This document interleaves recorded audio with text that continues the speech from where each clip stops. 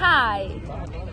Today we have learned and talked and discussed a lot about global issues as cultural collision.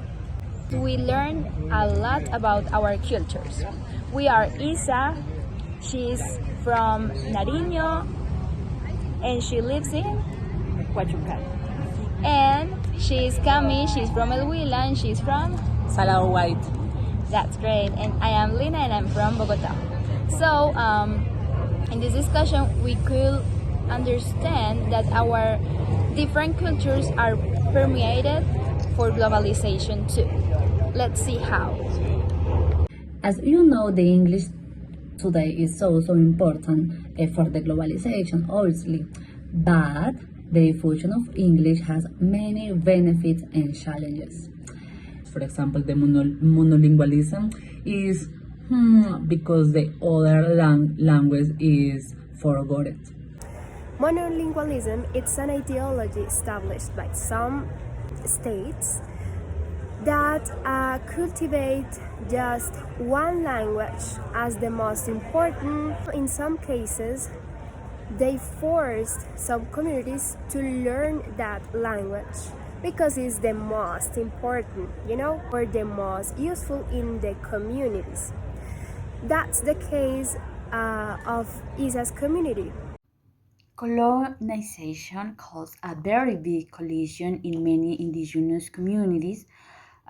They were forced to adopt new forms of political, religious, and economic organization imposed by the colonizers.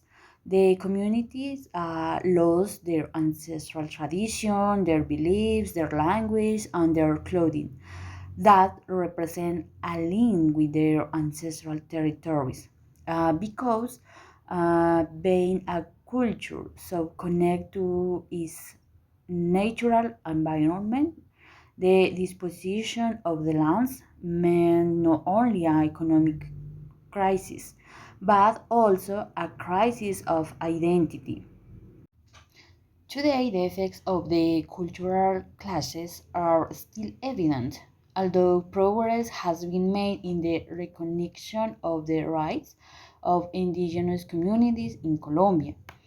But they continue to face enormous challenge. For example, many native languages are in danger of extinction due to pressure from other modern languages and other cultures. Indigenous communities in Colombia continue to resist for cultural preservation, cultural identity, and autonomy, so as not to be absorbed by dominant cultures.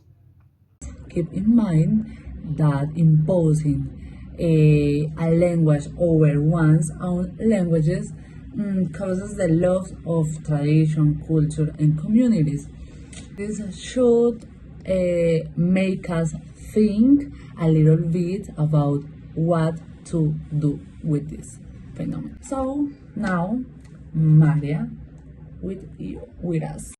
In this sense, according to the cultural clashes, there are reflected in my indigenous town of Huachucal. This community belongs to the ethnic group of the Pastos. The community of the Pastos lived in a society organized around agriculture, livestock, and interregional trade.